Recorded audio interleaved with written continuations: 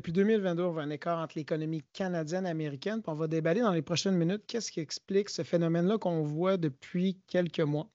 Et on va débuter avec le PIB canadien pour se mettre en perspective. Là, actuellement, le PIB canadien est autour de 2140 milliards de dollars américains en 2023. Et qu'est-ce qui s'est passé? C'est que jadis, après la crise financière de 2009 à 2019, la croissance économique, tant de l'économie canadienne qu'américaine, se faisait vraiment justement en parallèle, puis c'était vraiment similaire. Mais si on regarde actuellement diverses mesures, dont le PIB par habitant, ce qu'on observe depuis le 2022, c'est que pendant qu'aux États-Unis, il y a une croissance du PIB par habitant qui se poursuit sur un élan, bien, en fait, l'inverse arrive au Canada et on a un repli. Puis il y a différents facteurs qui expliquent ça. Puis juste pour mettre en perspective, c'est quoi l'économie par habitant au Canada? En 2022, les données, c'est qu'on avait un PIB par habitant de 55 000 américains. En moyenne, aux États-Unis, le PIB par habitant, il est de 66 000 américains. En fait, ce qu'on découvre, c'est qu'on est en dessous de la moyenne, puis on a un PIB qui est à peu près similaire au Vermont, qui est à 54 000 par habitant, ce qui fait que notre PIB par habitant au Canada, c'est à peu près similaire à la 15e plus petite économie au niveau d'un État aux États-Unis. Qu'est-ce qui explique cet écart-là? Je dirais qu'il y a 8 facteurs qu'on va regarder en ce moment. Premièrement, c'est que la récession post-pandémie était plus profonde au Canada qu'aux États-Unis. En fait, notre PIB avait chuté à l'époque de 5 en 2020, pendant que le PIB avait reculé de 2,2 aux États-Unis. Un des facteurs, c'est que le confinement était plus strict au Canada et plus prolongé, surtout par rapport à des États au sud des États-Unis. Le redémarrage a été rapide, mais a été retardé. Et c'est pour ça qu'on voit justement la cadence américaine qui a pris de l'avance sur l'économie canadienne. C'est pour ça qu'on ramène ça sur un PIB par habitant, on voit vraiment à l'écart.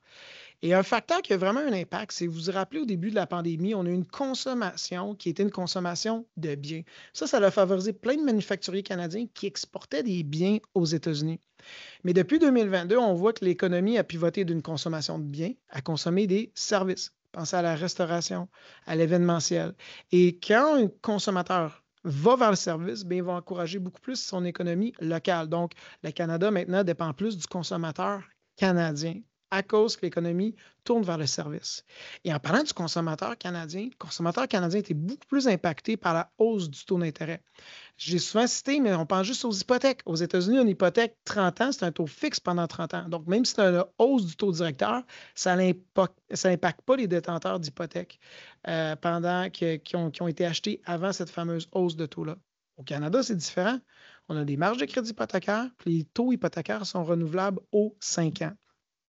Cinquième point, c'est le soutien fiscal. On a un déficit budgétaire, mais il est d'environ de 1,1 par rapport à notre PIB en 2023 au Canada. Mais aux États-Unis, c'est presque 6 fois plus élevé. Donc oui, ça peut stimuler l'économie, mais n'oubliez pas que c'est avec de forts déficits budgétaires que ça se fait aux États-Unis.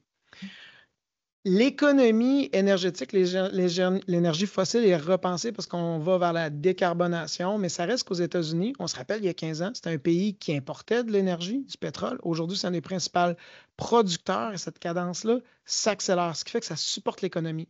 Nous, au Canada, depuis 2014, on a beaucoup moins investi, donc ça a un impact au niveau de nos données économiques. Un autre point qu'on connaît depuis 20 ans, c'est qu'il y a un écart de productivité vers l'économie américaine qui adopte de plus en plus de la technologie par rapport au Canada. Et finalement, on va parler de l'immigration. Le PIB par habitant, bien, notre population a beaucoup augmenté. Donc, c'est sûr que ça baisse la moyenne. Il faut se rappeler que, historiquement, le Canada, on avait une immigration de travailleurs qualifiés qui avait un impact immédiatement. Ça continue toujours à être le cas, mais ce que les données indiquent, c'est que les travailleurs sont moins qualifiés. Donc, ça va prendre un certain temps avant que ça s'imprègne dans l'économie canadienne. Donc, ça explique un peu la tangente qu'on voit, les défis actuels qu'on a, mais ça nous permet vraiment de comprendre pourquoi que l'économie américaine est distincte par rapport à l'économie canadienne en temps réel. Je vous remercie beaucoup. On se dit à la semaine prochaine.